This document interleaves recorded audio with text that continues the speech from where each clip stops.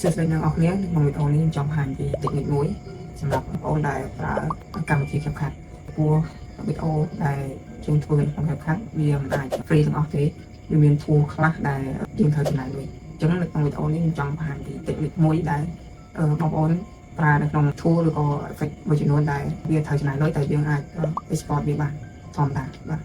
តោះឥឡូវយើងមកមើលនៅក្នុង computer របស់អ្នកគ្នាពីរបៀបដែលយើង export ហើយមិនចំណាយលុយ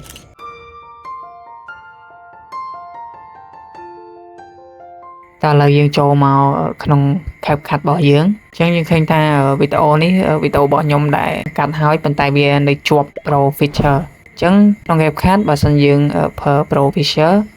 គឺវាមិនអាច export វីដេអូនឹងបានទាំងអស់ទេអញ្ចឹងវិធីដោះស្រាយយើង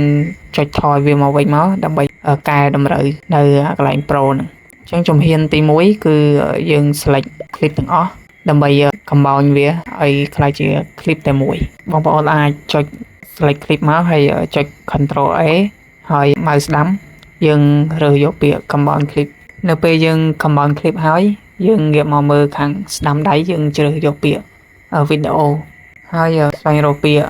ជាមួយនឹង motion blur អញ្ចឹងយើងចុចគ្រីកន្លែង motion blur ហ្នឹងដាក់កម្រិតវាត្រឹម0កន្លែង blur ហ្នឹងហើយវាកំពុងតែ process អញ្ចឹងបន្ទាប់ពី process ជាមួយនឹង motion blur រួចហើយជាហ៊ានបន្ទាប់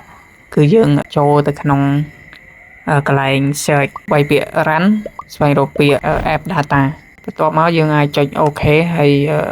យើងចូលទៅក្នុង file របស់យើងតទៅពីចូលមកក្នុង file ហើយយើងរើសពាក្យថា local នៅក្នុង local ហ្នឹងគឺយើងមាន file ជាច្រើនទៀតអញ្ចឹងយើងស្វែងរកពាក្យថា CapCut បន្ទាប់មកយើងចុចពាក្យថា user data ហើយយើងទៅរកស្វែងរកពាក្យ file ខាច់ចុចទៅក្នុង file ខាច់ហ្នឹងហើយយើងស្វែងរក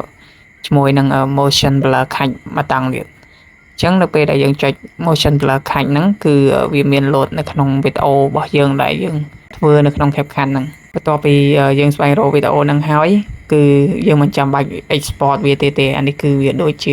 export វីដេអូរបស់យើងដែលយើងកាត់រួចហើយអញ្ចឹងហើយយើងអាចយកវីដេអូហ្នឹងទៅកាត់នៅក្នុងកម្មវិធីផ្សេងឬក៏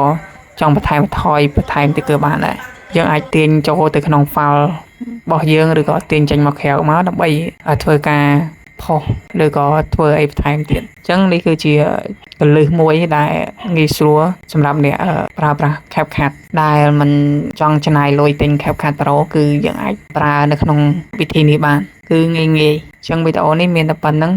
សង្ឃឹមថាបងប្អូនមើលវីដេអូនេះហើយអាចអនុវត្តតាមខ្ញុំបានជួយ follow និង subscribe channel របស់ខ្ញុំមួយផងអរគុណ